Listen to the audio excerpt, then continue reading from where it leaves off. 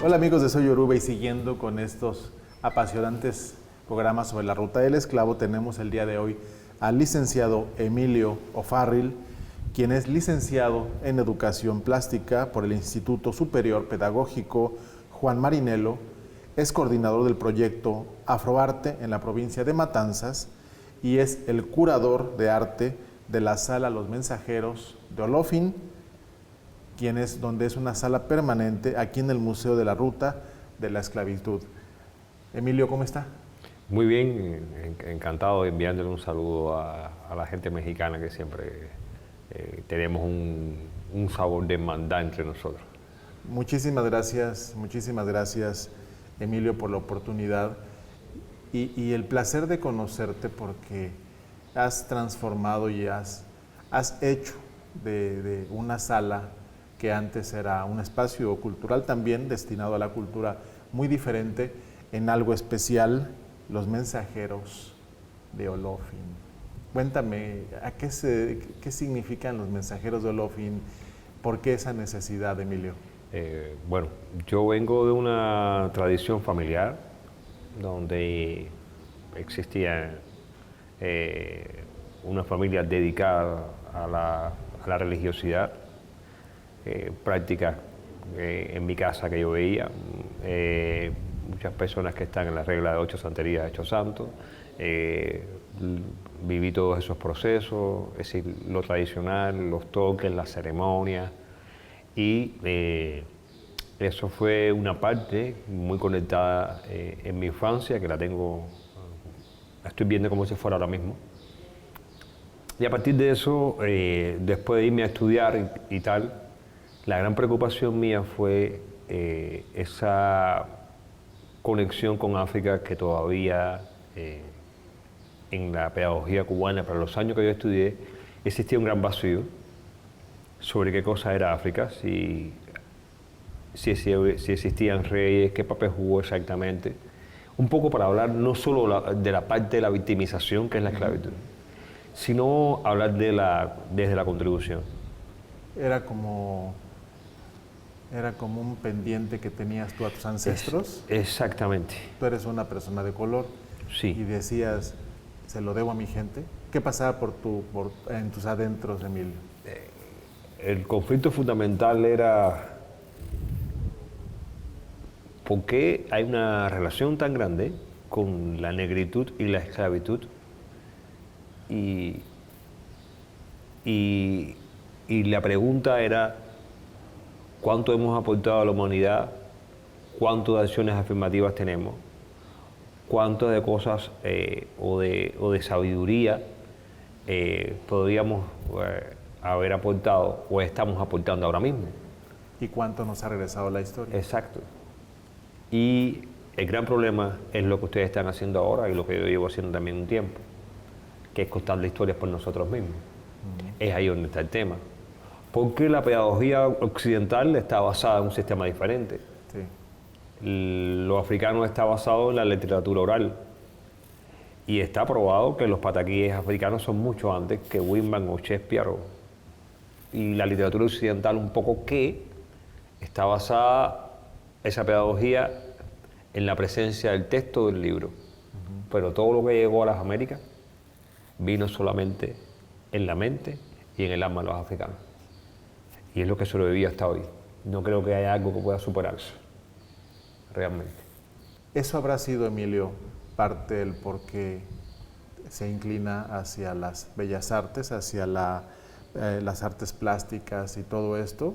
¿Esa inquietud te llevó a estudiar esto? Bueno, el tema está en que hay una referencia familiar. Un tío mío diseñaba, sí, pintaba, trabajaba en un periódico, yo veía las cosas que hacía, y porque tuve una revelación temprana, que es una de las costumbres que también tiene algunas familias que tienen la oportunidad de hacer las prácticas religiosas de origen africano, y me llevaron a sacarme una letra con una señora en una de esas ceremonias en mi casa, y me dijo que todos los defectos estaban de la cabeza a los pies y todas las virtudes de la cabeza al cielo. Y a partir también de eso, ya yo tenía como una cierta guía de que todo lo que podría hacer tendría que hacerlo a partir de la esfera del pensamiento en un gran porcentaje. Sí, señor. Y antes de llegar aquí a lo que es el castillo de San Severino, bueno, en especial a lo que es la exposición sobre la esclavitud, ¿qué trabajos previos hiciste antes de llegar y fundar esta sala tan especial, Los Mensajeros de Olofin? Bueno, empecé haciendo una tesis para graduarme sobre la visualidad de la regla de 8 santería en artistas plásticos matanceros, donde traté el tema de Perla María Pinedo, Manuel Moinelo, que hoy sobre está aquí, la de Perla María también, que yo le hice una exposición, el Teatro Papalote, que en la década de los 90, finales de los 80, hizo todo un tratado sobre, puso varias obras llevando a la infancia el legado africano, que está situado en una comunidad que se llama La Marina, que es conocida en Matanza, en muchos lugares como el África Chiquita, donde bueno, están los muñequitos de Matanza, están varios cabildos. ¿El África Chiquita por qué razón, Emilio? Porque en La Marina se mantienen muchos cabildos y hay muchas tradiciones del legado africano, realmente. Sí. Además ha sido una comunidad también, de cierto modo, con un comportamiento insular, cerrada, con un respeto a las tradiciones familiares. Es decir, donde no ha habido eso, no es una ciudad portuaria como La Habana, donde hay un intercambio, donde quizás hay más apertura y donde la gente son más apegada a la tradición, bien apegada a la tradición, realmente. Ha habido más secretismo, por decirlo así, es cierto. ¿no? De hecho, yo estoy dirigiendo, estoy haciendo muchas cosas ahora, pero es que también viene una tradición familiar. Okay. No es una puerta que se me abre porque yo quiero. ¿Y cómo se dio, te pregunto, Emilio, y cómo se dio el crear? Aquí ya había una exposición, había exposiciones, había muestras. Sí. ¿Y cómo se dio el crear la sala denominada Los Mensajeros de Olofin? ¿Cómo se le ocurre primero esa exposición, esa sala, y cómo se da el crear ese espacio aquí dentro del castillo? Te explico, yo había corrido con esa propuesta por varios lugares. Me había dado cuenta que existía toda una comunidad que estaba conectada con el legado africano, que era importante ver las artes visuales como una herramienta de conservación del patrimonio del legado yoruba y de otros panteones, por supuesto, y que hacerlo de las artes visuales era cambiar la narrativa. Sí. Sería atractivo, como cierto lo es una de las salas que recibe muchas universidades, muchos estudiantes, es muy atractivo para las personas, y demostrar a su vez la importancia de la cultura africana, no como una cultura primitiva, sino como una cultura primera, donde hay grandes conocimientos que tributan a la arquitectura, a las artes visuales, y sobre todo ya yo conocí el castillo porque me crié muchos años en este barrio y conocía la fortaleza. Bueno, Olofé quiso que sea así, es un lugar que ya yo conocía. No pensaba que iba a estar sentado aquí ni que iba a hacer nada de eso, pero ya conocí este espacio. Después, pasado un tiempo de correr con este proyecto por varios lugares, pues llegué aquí, la directora lo aceptó y empezó como una sala de una exposición dedicada a un invitado especial como Agustín Drey Aldama, un excelente escultor ya fallecido, que nos dejó una de las obras de gran importancia que tiene que ver con la monumentalidad en el caso de la huella de los esclavizados, que son los que construyen estas ciudades y construyen toda la infraestructura en las Américas para poder sobrevivir exactamente. Y la obra se llama Ogún, que es un caldero de Ogún que está expuesto en el malecón del río Narváez. Y a partir de ahí, pues empezaron a venir las personas y se decide que la sala sea permanente. Empezamos a incrementar a otros artistas en la curaduría, empezamos a hacer exposiciones personales y hoy es una de los espacios de referencia para las artes visuales que tienen que ver con el legado africano. Dentro de esas manifestaciones culturales, ¿qué podemos encontrar en la sala Los Mensajeros de Olofin? Van a haber instalación, van a haber de todo. Bueno, tenemos trabajo en óleo, tenemos instalativa, tenemos una gran presencia importante de la fotografía, pero además quiero decir que también en la Bienal del 2019, la Bienal de La Habana, la Bienal de La Habana del 2019, tuvo una intervención, la fortaleza, en la Bienal. Una intervención importante. Ahora me llama la atención Los Mensajeros de Olofin. Ese título, ¿cómo se te ocurrió? Bueno, leyendo, porque también doy clases sobre el tema, independientemente que también trabajo el activismo antirracista y he escrito artículos sobre la discriminación racial, que es parte de una vertiente sobre este tema. ¿Discriminación racial dónde? ¿Aquí en Cuba? En Cuba y también en el exterior. Estamos hablando sobre el tema de ver el legado africano desde el punto de vista cultural, desde el punto de vista religioso, y cuánto implica asumir una posición en un continente que sufrió todo un proceso de catolicismo como tal, venido de los españoles, y que cómo poder entonces coexistir y entender esta otra energía, valorando siempre que el campo religioso que tiene que ver con la parte africana está muy conectado con la naturaleza. Fíjate que esta parte que tú hablas de la activista que tiene que ver con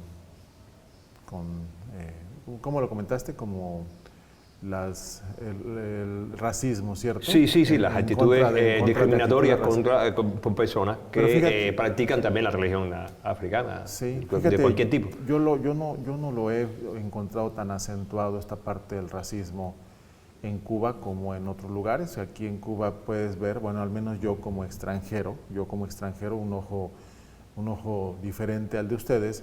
No he visto esas diferencias tan claras como en México, que hay un clasismo fuerte. En Brasil también se da bastante. Morenos, sí, aquí veo cómo conviven la gente rubia, la gente de color, la gente morena, los mulatos, y todos hablan el mismo idioma. O sea, quizás son otras las cuestiones que lo llevaron en este caso. Sí, son otras cuestiones, y también estamos hablando de un tema de inclusión. La cubanía tiene una identidad multicultural, es muy diferente. Pero también hay, aunque haya tolerancia, hay actitudes también con respecto a determinados criterios que pueden hacer en estas prácticas. Y entonces una de esas ideas es también, hay determinadas ausencias, por eso creé este libro que se llama Coloreando los Orichas. Sí, sería importante. Que de hecho se lo voy a chequear a ustedes. Mucho. Tómalo un segundito más para que lo puedan captar, Emilio. Es un libro que lo que tiene es una intención cultural, es un libro a modo de pasatiempo, que el niño puede aprender muy sencillo a partir de las tradiciones, cómo identificar determinadas santos. Por ejemplo, si ves aquí, ves a Ogún y te indica los colores que usa el traje, como por ejemplo, y es una manera de también compartir esto. Porque hay un tema en la literatura infantil, la iconografía que normalmente se promueve está muy lejano de la identidad latinoamericana, y encontramos, bueno, las princesas de Disney, pero no se parecen a nuestros niños. No se parecen. Y no tienen una referencia a nuestras culturas. Es decir, hay que encontrar cosas mayas, aztecas, o de Perú, o de Bolivia, que se parezcan a nosotros mismos. Y esas herramientas son las que se necesitan poner en manos de la sociedad para visibilizarnos también nosotros como identidades culturales, como países, como cultura, en fin. Esa parte me gustó mucho, Emilio, cuando hablas de inclusión y de empezarle a mostrar a las nuevas generaciones, pero hablo de los niños, los infantes. Exacto. Esta parte, y es también parte de lo que podemos encontrar en la muestra, ¿no? Exacto. Esa parte dirigida a los niños en este caso. Porque es importante que se considere también que las raíces africanas son parte de nuestra cultura. Sí, claro. En esa multiculturalidad en que tenemos influencia china, en el caso de Cuba, bueno, tenemos influencia china, española o francesa, pero también está esta parte de estas raíces culturales que son cotidianas, muchas personas los conozcan, y es bueno ver en esto el lado positivo. Ahora, cuando hablas de los mensajeros de Olofin, Emilio, ¿te refieres a la gente que expone ahí, o a la gente Lo puse intencionalmente. Sí, porque tiene muchas interpretaciones. Un poco provocar, a ver. Le puse los mensajeros Olofi porque como todos los orichas son mensajeros Olofi, sí. Quise integrarlo de forma diversa, Sí. Para tipificar las personas que comunican un mensaje desde una construcción colectiva. ¿Tú eres un mensajero de Olofin? Sí, por supuesto. Por eso quise decir todos somos mensajeros Olofin. Sí. Y entonces, una amplitud en los temas, una amplitud en los géneros artísticos, desde la escultura, desde el performance, se han hecho varias acciones, y también la presencia tanto del hombre como de la mujer, así que genéricamente todos los géneros estén también representados en ese tema de hablar desde un mensaje. Es decir, no es una exposición nada más. Sin entrar en detalles, Sí. Emilio, ¿tú estás dentro de la religión yoruba? Sí, por supuesto. No tengo hecho tanto todavía, pero bueno, tengo los herreros.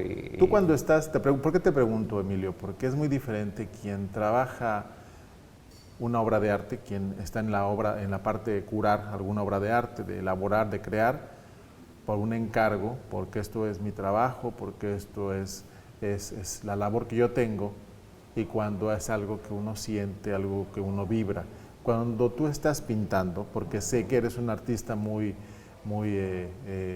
inquieto, sé que aquí hay una galería, aquí hay un lugar donde hay muchas obras que tú mismo, Emilio, has hecho, que tú mismo has elaborado.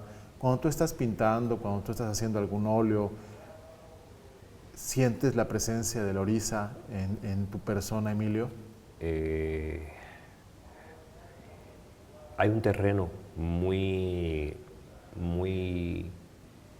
cerrado, que es un terreno espiritual, donde yo creo fielmente en esa energía. Sí.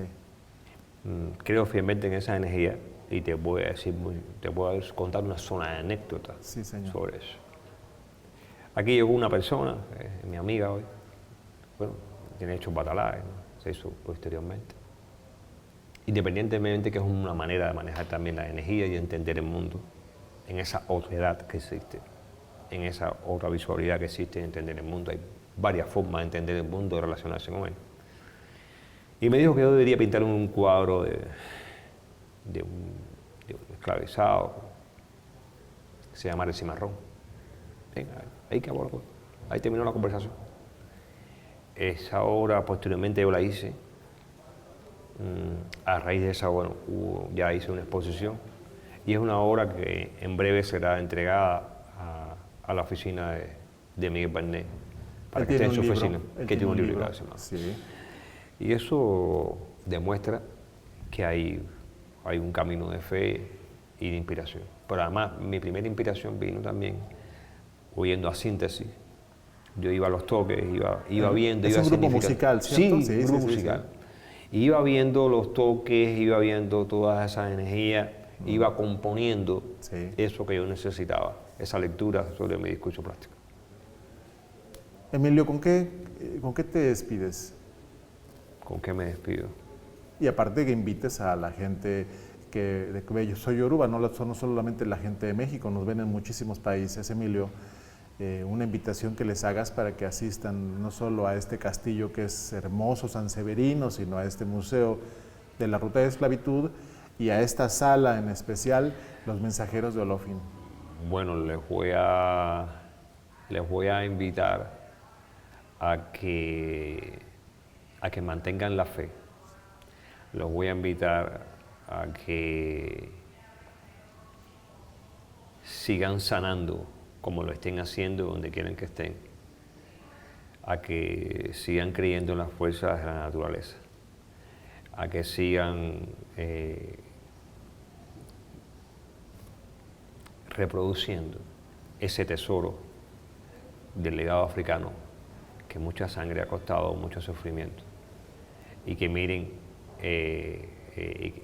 la manera de poder hacer a partir del legado africano, a partir de la fe, cómo contribuir a hacer un mundo mejor. Los invito a que conozcan la Sala de los Mensajeros de Olofin, que conozcan este castillo, que se acerquen a los artistas que hacen esta obra y que sigan viendo el canal Soy Yoruba de México y que voy a ligar el tequila con el aguardiente, Vale. que al final es lo mismo. Emilio, te Bendiciones agradezco. a todos. Emilio, te agradezco infinitamente la oportunidad que nos das al equipo de Soy Yoruba de conocer al artista, conocer al hermano, al amigo y una persona que es un hombre que es muy joven, sin embargo, pues ha dedicado gran parte de su vida en darle voz a sus ancestros, en darle voz y voto a su tradición, a sus raíces, a su religión.